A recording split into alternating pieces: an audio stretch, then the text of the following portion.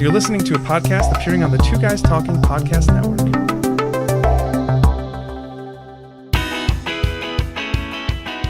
Welcome to the Green Gab Podcast, a place to gab with people rocking it in green. Green homes, green living, green companies. Join Marla Esser-Close, the green home coach and author of Living Green Effortlessly, Simple Choices to a Better Home, and Tony Pratt, the Director of Builder Relations at The Sound Room. Here are your hosts, Marla and Tony. Well, we are gabbing on the Green Gab Podcast, and we are excited to be here. I'm Marla, and I'm Tony. Hi. Hello. It's been so long. Hi, Sam. How are you today? So we did a ton of sessions live at the St. Louis Home and Garden Show, and that has carried us through most of the year. No, and 2017. So since you stay out perpetually, we kind of have to remind you guys where we are. The studio looks phenomenal. I know. I haven't figured out how to properly convey in voice and audio how something looks, but it looks cool. Actually, it looks very warm. Yeah, just walking in, we could tell that you guys have really did some nice little changes here, additions. The mics are all now around the table that we're at instead of being off into the corners of the room. So it feels like we can actually have a discussion, you know? So good segue. If you want to see pictures of us podcasting, pictures of the studio, that are happening, go to our Facebook page. It's The Green Gab on Facebook or at The Green Gab and check it out. There's all kinds of stuff up there. We also cross-post to the Green Home Coach Facebook page and Twitter. Actually, Green Home Coach has an Instagram feed now. Oh, it does? Yeah. I didn't even know that. I had somebody that offered to help me set it up. So nice. Like, cool. So we're getting out there, out on the social posting world. You know the one nice thing about being back here? What? We don't have all the people trying to wave at you while recording that we had at the home show. That was hysterical. I mean, they would just stop, look, wave. I know. So in all fairness, since we just brought this up and nobody knows what we're talking about because you may be a brand new listener or you may not remember that far back, when we were recording at the St. Louis Home and Garden Show, we had a booth, and in the booth we had a 1974 Volkswagen Beetle where the front trunk had been converted to a mobile podcast studio. So it had a unit there with 4 microphone arms. So kind of think 4 spider arms coming out of the front of the trunk. Yeah, and they were all those vintage-looking they were really microphones. cool. Though they were new because they all had like blue LEDs in them and everything. They were awesome. So it was a showstopper. I mean, people would stop and gawk and ask about the VW. And what we didn't consider when we did that is having a person in the booth just to field questions, which we really should have done. Oh, that's a good point. Right. Because there was invariably somebody wanting to know about the VW or what we were doing or what was podcasting, and we're trying to record.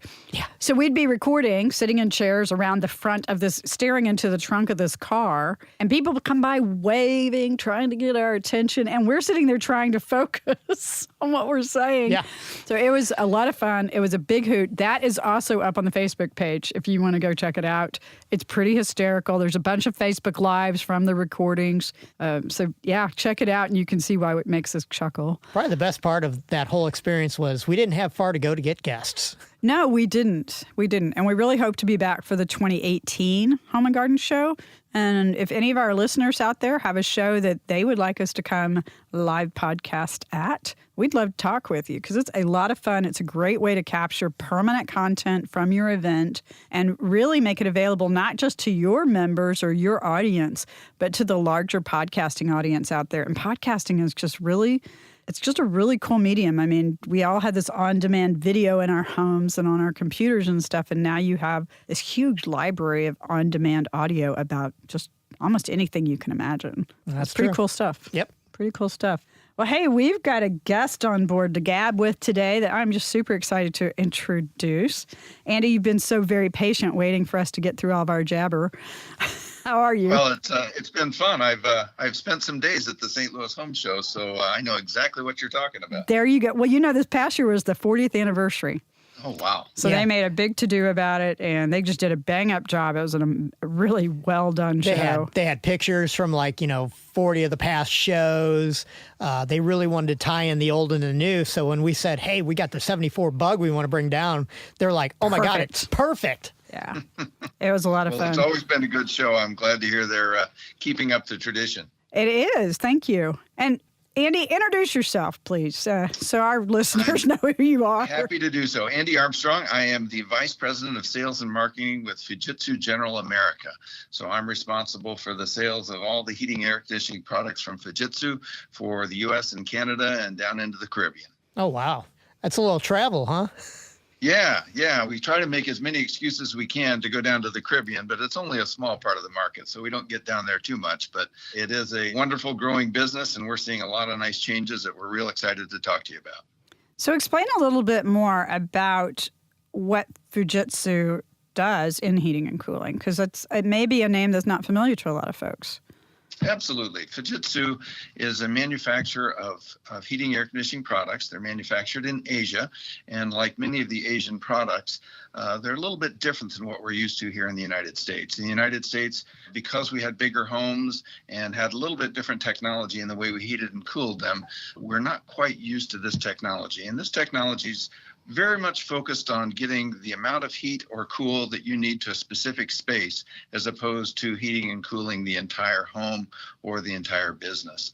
So we call the technology mini splits. Your listeners probably know them from walking into a room and seeing a unit hanging on the wall, which is how they were introduced originally. Now that can be delivered in a lot different ways. But you have your air handler inside hanging on a wall or in a different place, and then a separate unit outside that is doing the compressor function of that unit, condensing function, and getting that heating and cooling to your space very, very efficiently and very, very quietly. Wow. Well, you made a comment about how, this is more Asian technology. So is this because of the size of domiciles over in Asia and in Europe, because it's higher density, kind of smaller space? Absolutely. They very quickly started trying to find better ways to heat and cool than a window unit. As we all know, and there's several in this country too, with window units, they're loud, they block your view. They're not a great way to heat and cool, and they're not efficient at all. So in Japan 50 years ago, they started to look for better ways to do that. 3 or 4 different companies, Fujitsu's being one of them, came up with better solutions. And this mini split concept with an outdoor unit that does the loud work of an air conditioner, the compressor and condensing, happens out there, and then just a quiet stream of air coming in on that indoor unit gives you much more concentrated comfort, puts the heat and the cool exactly where you want it, exactly when you want it, in a very quiet way. So in Japan and China and Europe, they've been using that for the last 40 and 50 years. And in the U.S., we're starting to figure out there's some real advantages to that as we try to get more green, and we can certainly explore that a little more today. Absolutely. I keep having this term flash in my mind that's focused heating and cooling. And yes, it is a different concept than what so many Americans are used to with forced air heating and cooling systems. Big central systems. Yeah, one of the ways I like to explain what we do at Fujitsu is I like to call us a BTU logistics company. And BTU is the unit of energy that we use to define how much heating or cooling you need in a given space. And what Fujitsu does really well is we move those BTUs around your house exactly how you need them when you need them. Unlike Asia and Europe, today they basically heat and cool rooms that you're in. We in the United States heat and cool homes and have the entire home heated and cooled, which is not a terribly green or efficient way to tackle comfort. No, it's the just-in-case model. Exactly. I may use that back bedroom someday, so it's going to be cool all the time. Right. Whereas 200 years ago, when it was all being heated by, fireplace, we would just shut down the rooms that we weren't using, close them down, and you just worry about heating the ones that mattered. Yeah. Exactly. Old is new again, right? That's right. Old never goes out. The added complexity of we're not only heating the rooms, but we're also heating and cooling all that ductwork that's getting the air there. And that creates some losses, too, that we have to account for. And these new mini-split technologies allow us to eliminate that as well. Yeah, don't get me started on ductwork yet. That'll get me into a whole nother conversation. When I moved cities, I learned a whole bunch of new things about ductwork, too, so...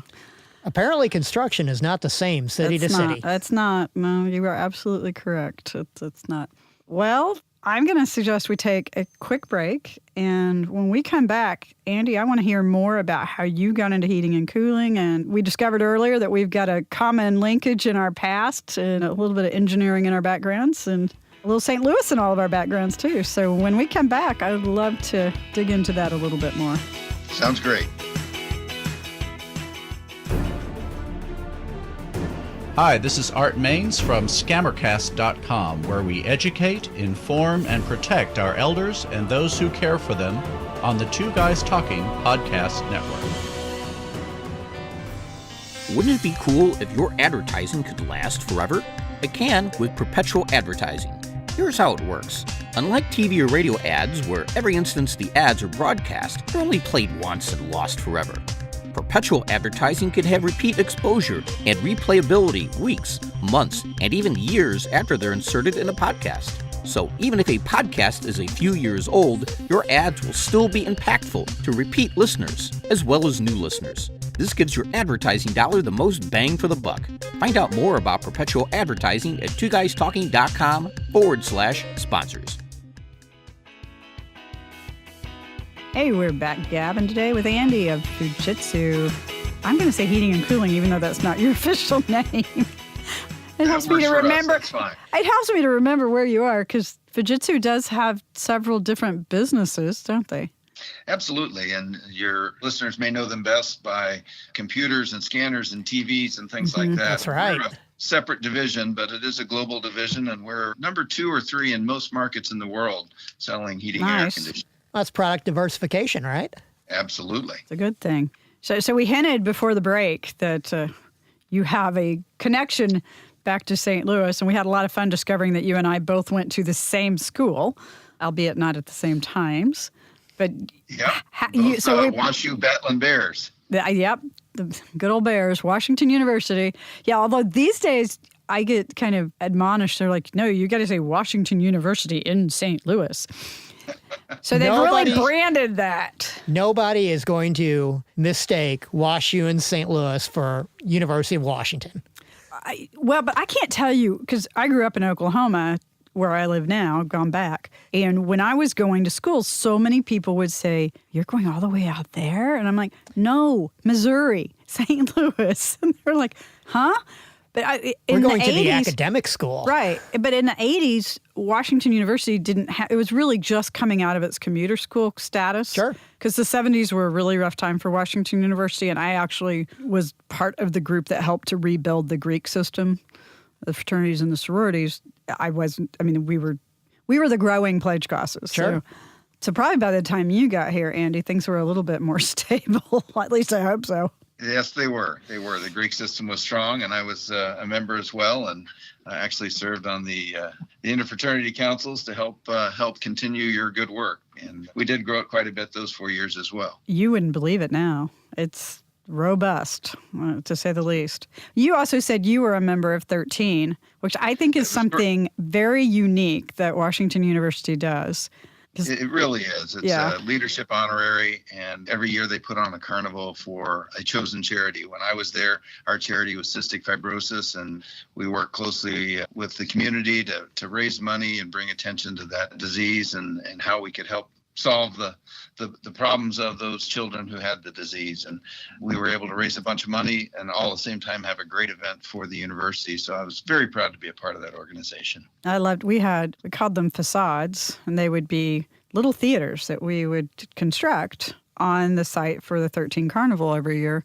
And we'd have little 20-minute musical productions that were written and performed by a fraternity and a sorority that would team up together. And my son is at University of Missouri now, and they do a very similar thing for homecoming, where they do these little theater productions. So it's been quite fun to see that tradition go through different schools and different generations. And okay, you're going to have to help me with this one, Andy. It is either the longest running or the largest student-run carnival in the United States, but I don't remember which. I think at this stage, it's actually both. There you go. I can't see any other school having something like it. I really can't. Not for that long. It's been amazing how well it's endured and how the carnival continues to be strong and how campus-wide it really is. There's so many different groups that get involved and participate, from the Greek system to all the specialty groups to the sporting teams. It's really kind of fun the way it all comes together, and the university really all celebrates that together. So this is just case in point to our lovely listeners that engineering folks, Andy and I being examples of that, wait, Andy and me being examples of that, are not we didn't say all English just, majors. I know. We're not just sitting studying physics and calculus all the time. That was the coolest thing about Washington University. And I stayed involved as a volunteer until I moved last year from the day I graduated. So it's just been my second home for so long. But everyone there is so involved. And it didn't matter if you were an engineering student or a pre-med or an English major or a dance major. People had so many opportunities to be involved. And I think that's true at most universities. But there's it was a really cool way. I didn't experience that in high school, or anything close to that. So it was a really cool way to be a part of the St. Louis community and the Washington University community. So, Marlo, that's so true. And I've had the same experience with my daughter, who's at Loyola University in Chicago. And watching from the outside, I recognize how important those extracurriculars are in your overall education and how you develop as a person. And it's something I took for granted at the time. But looking back, I learned as much with 13 and with the fraternity and with football as I did in the classroom. And I think those are lessons you take on for a long time. Yeah, and I know Tony has a very similar sentiment with his experience at St. Louis University. We'll give equal play here for a moment, Tony. Well, don't forget, I'm a dual threat here. While I did undergrad at SLU, I did do graduate work in economics at WashU. This is true. So, ha ha.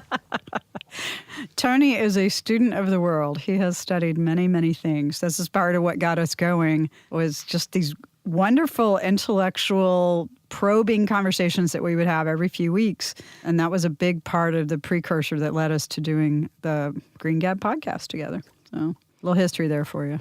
So how did you end up with Fujitsu from Washington University Engineering School? Well, I actually now I'm sneaking up on 30 years in the HVAC industry. I've worked in the distribution side of the business, which I did right out of college. Had an opportunity to take on a technical sales role and sold heating, air conditioning equipment to contractors from a distribution point in Springfield, Illinois. From there, I went to work for York International, a manufacturer of heating, air conditioning equipment in Norman, Oklahoma, as a matter of fact. So, second tie-in. Exactly. Recently, I came to work for Fujitsu after many years with York and Johnson Controls. And Fujitsu has been a really interesting change with the changing technology and the way ductless products, and we call them mini splits, we call them ductless, but the way they're really becoming a major part of what contractors are quoting for homeowners and building owners in the United States today. It's been fun to be part of that revolution. Okay, so why is it a revolution? It's a great question. And the reason it's a revolution is we have a lot of infrastructure in the United States that's designed around a single heat or cooling source blowing air through the entire building. And that's true in commercial buildings as well as residences. And that creates several problems. One is comfort, and the second is efficiency. And I'll give an example. I lived in Wildwoods in a 2-story home that was very, very similar to a lot of the homes being built in St. Louis and West County. Mm-hmm. And the homes are 2-story, and they have one furnace in the basement blowing hot and cold air. And generally, you get a temperature change between the upstairs and downstairs because the air stratifies. So it's very hard to keep the upstairs comfortable and keep the downstairs at a common temperature.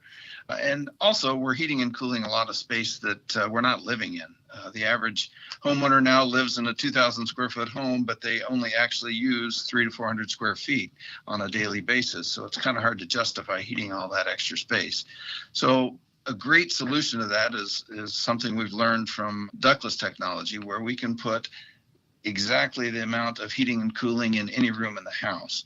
And we can do that multiple different ways now with one-to-one indoor to outdoor units to just solve the heating and cooling need for the spaces we live in.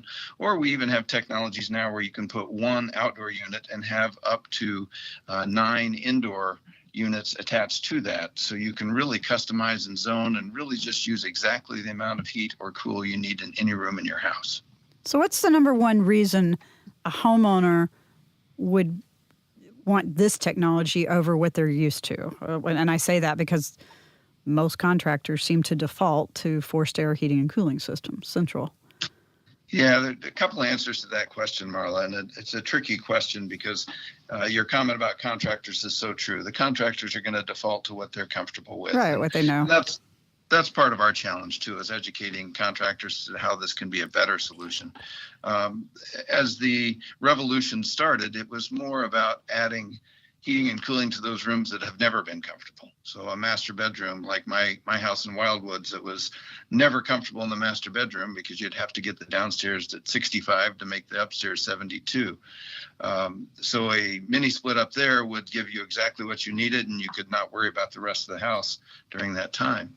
But now the idea is really more about what's an efficient solution, but remembering the major goal of heating and air conditioning, and that's to be comfortable. Right. So many of us think that to be green, we have to be uncomfortable, and that's really not true. Yeah. We can make better decisions about technology and make better decisions about how we use technology.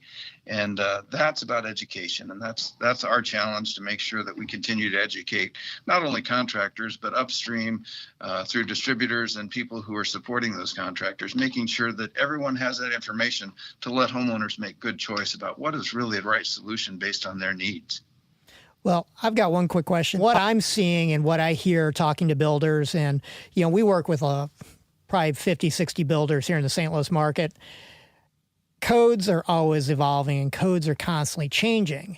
And especially when it comes to HVAC, where everything has to be zoned, and then the ductwork, all the ductwork has to be sealed. And I've watched them painting the joints sitting there for hours, getting everything ready with the mastic and everything before they even start to assemble it all. And I had a HVAC contractor tell me, people are starting to question the cost of putting in that infrastructure. And this is why, because of, these code requirements. So it sounds to me like the mini split technology helps to avoid a lot of that. Absolutely. And one of the fallacies about mini splits is that the only way you can deliver air to a room is by that box hanging on the wall. And a lot of people don't like that architecturally, and it doesn't fit their design scheme. Today, we have solutions that include cassettes that mount into the ceiling. We have the ceiling mounts that will mount not flush with the ceiling, but hanging from the ceiling. We have the wall mounts. We have floor console mounts that look more like a radiator that used to be in homes with boilers. And then we also have ducted versions, so we can take a space above a closet or above in an attic and actually deliver air to a couple of rooms from that ducted piece. So we have a lot of ways we can deliver that air. But your point on ducting is really becoming more and more of an issue. We have to spend so much time building the duct, insulating it, and then sealing it, and that's an expensive process. And it's rarely done. It's rarely done well the first time. So much rework comes with the duct system. Especially now with codes becoming more stringent when it comes to this stuff. Having the properly trained HVAC installation team is tantamount to success. So when you say when you say a ducted system, Andy, is it the traditional kinds of ductwork that we're used to seeing with a central forced air system, or is it a different kind of ductwork?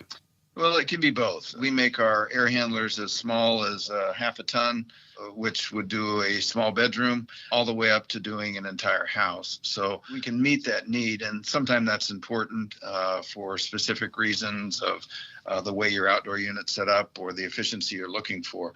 The idea is if you are doing a master bedroom, you still need to cool that master bath.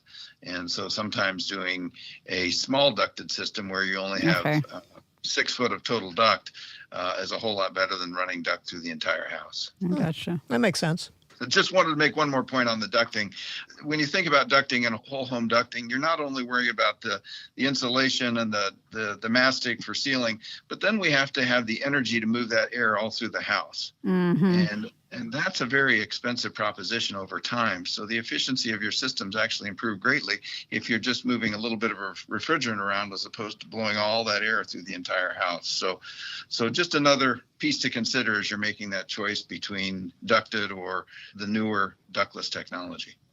So when we come back from our break, Andy, I really want to explore a little bit more how we can give a benefit or two that a homeowner is going to get super excited about, so they're going to want to go talk to their HVAC contractor or their builder or their remodeler and say, hey, I heard about this awesome thing and I need you to check into it for me. So think on that one and we'll dive in a little bit more in our next segment. You got it. Okay, cool. Thanks. Thought about a career in voiceover? Need a great, cost-effective on-hold message for your organization or business? Don't know where to start? Check out The Voice Farm, your one-stop shop for voiceover needs. Check it out now by accessing The Voice Farm at voicefarmers.com and see what difference can be made with a company that is truly outside the box. From the Voice Box, voicefarmers.com. That's voicefarmers.com.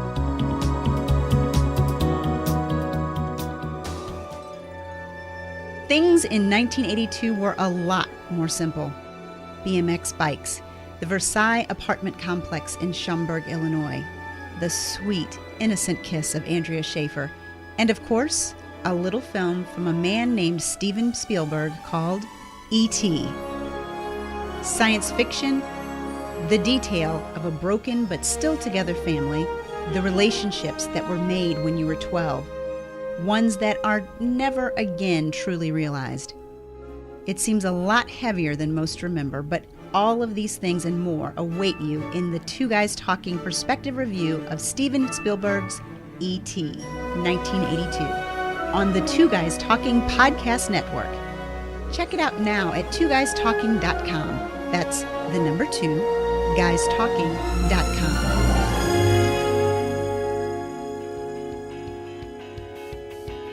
Gabbing away about green heating and cooling. Is that such a thing, green heating and cooling? Yes, there is.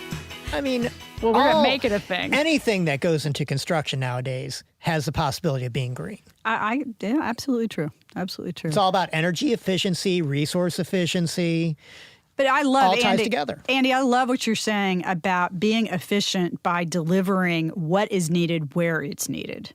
It's a very important piece of the puzzle, and it's something that we just didn't worry too much about in the beginning phases of especially air conditioning in this country. And the infrastructure now is a little outdated and a little more difficult to deliver what homeowners are wanting today with green, sustainable solutions.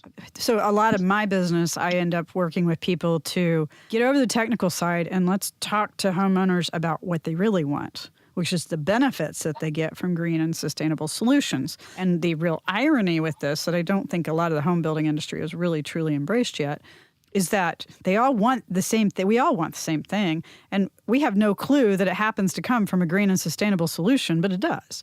But we all want to be comfortable. We all want to be healthier. We all want to be safer. We all want to do it for as little money as we can and using our resources as wisely as we can. We don't want to spend a lot of time taking care of it, and we want it to last and be easy to take care of. And we all want those things, a different order, different priorities. But I haven't yet met a homeowner that says, oh, please give me a home that I have to spend all my weekends taking care of. And all my money to maintain it. Yeah. So there's a real shift in the home industry that has started, and I'm sure you guys see this in spades, but it's not completely there yet. We still have a communication gap as far as I'm concerned. So I'm there's my 2 cents. That phrase, Marla, because that sums it up so well, is that communication gap and getting our channel, our distribution and our contractors and homeowners all to get on the same page and understand what each other are looking for and how they can deliver those benefits most effectively is one of the most challenging things we do. And we spend a lot of time training, helping contractors to ask the right question, to help homeowners make better decisions on how to be green and sustainable, and yet not give up what they're really looking for, which is comfort in a home they want to live in. Well, and maybe part of that conversation is flipping that, helping contractors to understand how to make their clients more comfortable and happier, and it just happens to be green and sustainable. I don't know. Yeah, it really is, Marla, and so often the contractors are so busy and talk about a tough job. Yeah. You're out in the middle of St. Louis heat and St. Louis humidity in the middle of August and 500 customers who want to be cool, and you're running trying to get all of them taken care of. And that can be very challenging. And to take those extra 10 minutes to talk about better solutions and greener solutions and more comfortable solutions and lower utility bills can be challenging because you just want to get to the next job and keep everybody happy. But that's the challenge contractors are starting to learn to overcome and do a better job of just asking a few questions. What are your real goals? What do you want to accomplish with your comfort system? What type of utility bills do you want? What type of sustainability is important to you? And with those questions, you can very quickly quickly come to solutions that really start looking at ductless technology as the best solution to gain those benefits. Well, and to me, you made a fascinating point, because you talked about how the contractor, let's say the HVAC contractor, he just needs to get to the next job. Mm-hmm. He has to deal with the service and the repair and that side of it, while also helping the builder deal with his rough-in schedule for all the ductwork, correct? And we Absolutely. all know employment in the trades is not increasing. It's decreasing. It's aging. It's aging. It's decreasing. It's harder and harder to people get engaged in the trades. The industry is, in St. Louis especially, is doing all these outreach programs to trade schools, basically anything it can do to say, hey, come into the trades. We need help. Well, if I look at that and I know there's going to be less and less manpower, maybe this is one of the solutions for that. Ductless technology means less labor for building the house, which means, well, great, I don't have that labor anyway. Now I can focus it more on the repair and the installation side of the existing homes. That's a possibility. It's a good point, yeah. One of the additional points there is, although it's not a video game, many of our products with the mini split technology are a lot more electronic in nature, in that we have web apps, so you can go to your phone and control your unit. And we find that our younger technicians adopt to that very quickly and enjoy talking to the homeowners about, hey, let me show you what you can do on your iPhone to control this from 700 miles away. And that's the part of the technology and part of the HVAC world that we have to do a better job of educating younger people that, hey, there's a lot of fun to be had in this space too, and a lot of fun toys to play with. There you go. Well, and that would tie into, what we do as a company. We are the integrators that tie all the systems together in the home into that single app, that single controller. So I'm guessing your stuff would also play well in that field, correct? Yes. Yeah, that's almost becoming a must in our space, to find ways to talk to other systems. And initially, the Asian technology had a hard time communicating on other channels, but that's getting better every year. Well, and I always joke with Marla, it's the integrator that's going to take over the house during the construction phase. It's already started, but especially over the next 5 years, because as I like to say, the plumber doesn't want to be responsible for the phone call when the cable goes out. And the HVAC guy doesn't want to be responsible for when the internet goes down. So who is? Yeah, the technology integrator who's already in the house. Yep. Yeah, and I love this idea, though, and I'm seeing this with other parts of the home, is that we can swap out advanced technologies, materials, and systems for labor. We've actually, and Tony and I have had this conversation before, and we've had it with other people as well, that a lot of us feel that's what's going to truly drive homes to change and how they're built is likely the labor shortage. Yes. And I'm sure y'all are feeling it as well as everybody else. But I love the idea with you guys being more tech-focused, and I've got to guess that you are a big hit in the younger technology. They speak technology as a first language. We don't. We learned it. It was translated for us.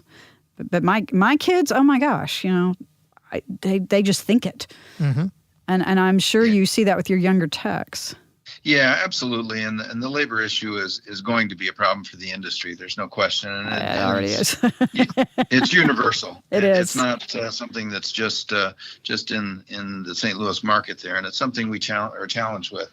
And one thing that is nice about the ductless technology is it is significantly less labor. You take the ductwork out, even in a retrofit situation, it's a quick in and out solution in most cases, and can quite often get in and out the same day or in a couple of days, where it might take 3 to 5 days for the ducted system. So shrinking that labor and solving more problems faster in a sustainable way is always a good thing. If you're in a home and you're replacing a traditional central ducted heating and cooling system, can that be done? Absolutely. In fact, I'm about ready to do it to my new home here in New Jersey. It's a 80-year-old home and has a 30-year-old HVAC system that's very traditional in nature, all ducted. And the typical problems you have with some rooms are comfortable, some aren't, just uneven temperature, and it's very hard to balance that out and make it work. So we're putting in a system, and this is the new VRF type solution, so variable refrigerant flow, which is a newer technology to the ductless world. So you're actually putting as many as 9 indoor heads on 1 outdoor, so you can do the whole home. I'll have some of those that are actually ducted, many that'll just be hanging on the wall. I think I'll do a couple of ceiling cassettes as well in my office and a couple of other spaces, but very different type solution. But yeah, absolutely, it can be done, and quite often is a great way to solve problems in older homes. I've heard that before. So do you leave the old ductwork in there, or do you take it out, or does it matter? I will be taking out some. The stuff that I can see and is in my way in the basement where I bump my head in my workshop, it's going away. That's in important. the attic, I could care less. It'll stay. No, that makes sense. That makes sense. No reason to get up and play in the attic if you don't have to. Exactly. It's not my favorite place. Yeah. I mean, the fascinating thing is that, should people decide that ducted systems are the way they want to go, there's better solutions for ducted systems. Should people be ready to embrace a more modern approach, then there's more modern approaches. And I do love the fact that we are becoming more solutions so you can pinpoint what works best in your particular situation. But of course, that makes it more challenging for the contractor because they've got to know more solutions, I guess. Are you seeing more market penetration right now on single-family homes versus, lofts, condos, things like that? It all depends on the geography. New York City, the lofts and the condos are going crazy. You go out to the Pacific Northwest, that market is probably one of the most saturated for the ductless products. And when you think about the cooling load, it got started out there because people added cooling to those homes in a very simple way. They'd put just a unit in their master bedroom because you only needed it 3 weeks a year. So they started with that. Now they've expanded and they've started using that a lot more in that market as the contractors got more comfortable. So it really varies market to market. Makes sense. In the Midwest, it's a little slower catching on, and people use mini splits more to do the sunroom or a master bedroom that's not cooling very well. But multifamily, it's becoming a lot more popular because we can put one unit on the balcony and heat and cool the entire condo. So lots of opportunities there to think differently about how we supply comfort. Lots and lots to think about, and I am fascinated with it all. I really want to thank you both, Marla and Tony, for doing the hardest part, and that's educating homeowners on how to make better decisions. And as you said, keeping a ducted system may be the best choice. Changing out to a new ducted system may be looking at ductless technology. The important thing is to educate yourself and be able to make a better decision and work through that with your contractor so you get what's really best for you based on what you're looking for in your home. So thank you for getting the word out for us. Well, thank you. So where do people find you and find more information about how to start approaching this decision if they are in their own homes? A couple of ways to go about it. First of all, we have an 800 number, and we will help you find a contractor who can help you talk through ductless solutions, and that number is 888-888-3424. Again, 888-888-3424. Or even easier, just go to constantcomfort.com, all one word. That's constantcomfort.com. I will take a look at that, and we'll make sure that gets in the podcast notes. And I would encourage all of our listeners, home building is really on, and remodeling, not just home building. And Tony and I both are huge advocates of what I call greening as you go, or incremental green. So every time you make a repair, replacement, or maintenance choice, you do it a little better. And looking at a different system when you're planning. So I'm a big advocate of planning. So what do you do when your hot water heater goes out? What do you do when your heating and cooling system goes out? What do you do when the dishwasher goes out? So if you think ahead and you have this plan, even though it's going to change, you at least have a start. And I would encourage our listeners to look into this ductless technology, understand what it's all about. I know a lot of people that have used it in combination with other technologies as well, depending on the climate. And everything is so climate and regional specific. But I'm going to guess you've got well-educated, helpful contractors across the country, because our listeners are across the country. And this phone number will be the place to find someone to help, right? Absolutely. Or on Constant Comfort, just look for our elite contractors. Okay. They're the premium contractors who've committed to training and have multiple installs under their belt. Elite Fujitsu contractors are a great way to be sure you're getting a premium player in your market. Well, I'm excited to dig in too. obviously did a little bit of my homework, but there's always more to be done. Half the battle is just knowing there's another choice out there. So true. And if you don't even know it exists, you'll never even think about it. What? We don't know what we don't know? Exactly. I know. Oh, wait. That was a lot of no's in one sentence. No, it wasn't. Well, whatever. But it is true. And that is a huge goal of the Green Gab podcast, is just to help people learn something a little new, learn something that you didn't know before, and have an opportunity to pursue it. And we thank you for contributing to that. The expertise and the contributions that you as our guest makes on the show is what makes it what it is. So we really do thank you for your time. Yep. Thanks for coming on. Absolutely a pleasure to be with you both, and really enjoyed the conversation, and look forward to chatting again sometime soon. Well, thank you so much, Andy and Tony. We are signing off on the Green Gab, and we'll catch you next time. Thanks for listening to this episode of the Green Gab Podcast, and for joining us on our own personal Green Odyssey as we change the world one Green Gab podcast at a time. What did you learn about during this episode? Tell us now by visiting our website at greengabpodcast.com. And remember to connect with us via iTunes, Facebook, and Twitter. Links to do all of this are at our website, greengabpodcast.com. Thanks for listening, but more importantly, thanks for rocking it in green.